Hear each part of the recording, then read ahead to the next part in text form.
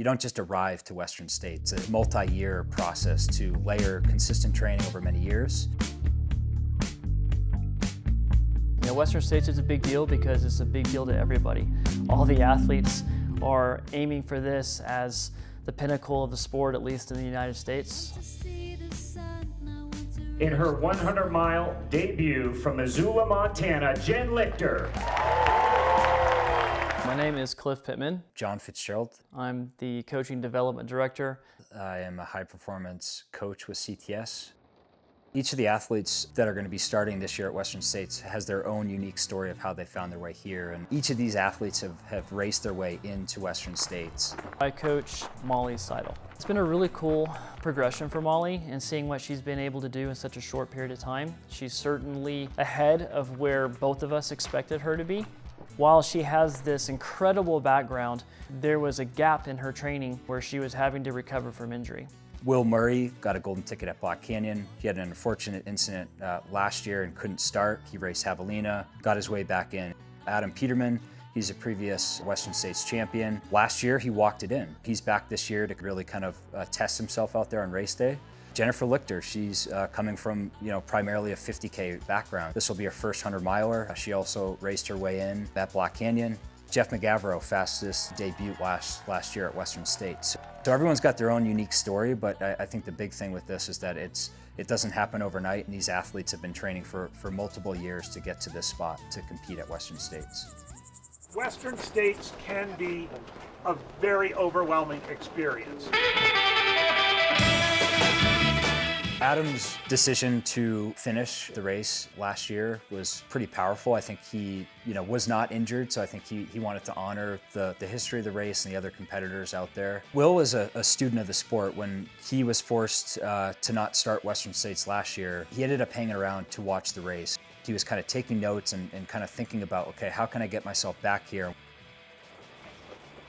So that was a little slower than ideal. His strengths definitely lie in the psychology in his mind. He keeps really a level head. It starts at 5 a.m., maybe an hour before, 45 minutes before. I'm not very far.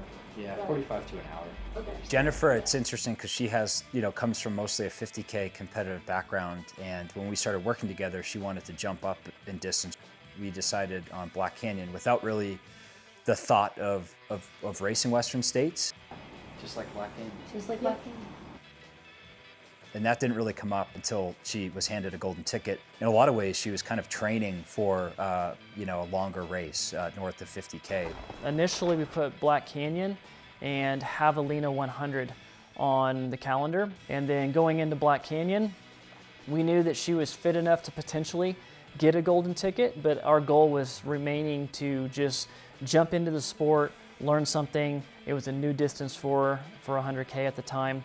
Sure enough, she pulled out the golden ticket. We're approaching Western States 100 as an opportunity to learn something. We're still in this early stage of growth where she's learning the sport and learning how to apply all the speed and everything else that she has under the hood to the unique demands of our sport.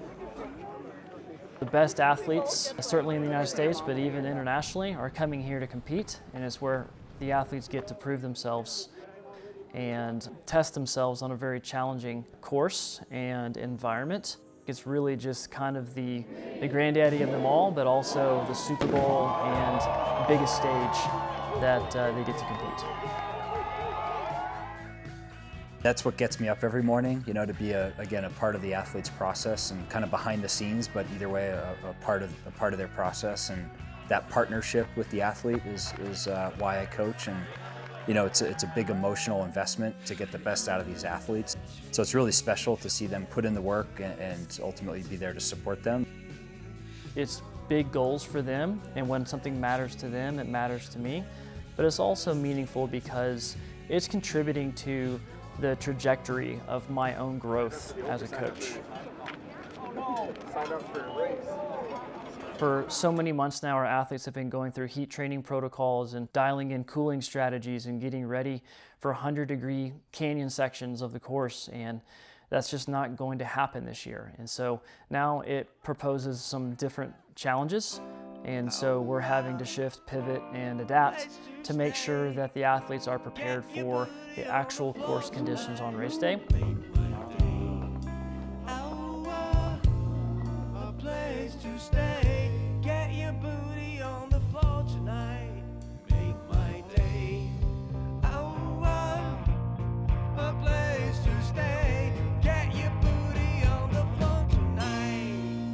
The personal connection and that relationship with the athlete is huge for me to be able to get the most out of the athletes. You know, it's pretty special in that they have the opportunity to be the best in the world at what they do, which is trail and ultra running. Ultimately, that allows me to make better decisions day to day, and I think that's where you see high performance, is making good decisions consistently over time. And so being able to spend time with the athletes and really build that relationship has been huge.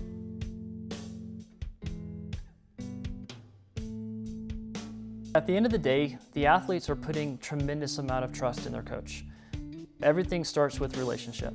And so as a coach, you can know all the right answers, but if you don't have trust and buy-in from the athlete, then none of that even sticks. And you're not gonna have consistency, and you're not gonna have progression with the athlete.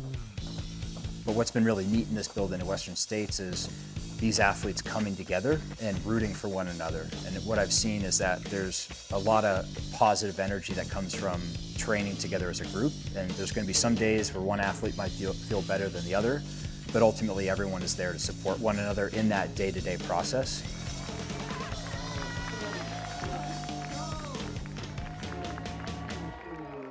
No athlete is alike. They're all very unique. Jeff Gavro making his way. And that applies to their physiology and also applies to their psychology as well. And so whenever we work with an athlete, we work with a human being.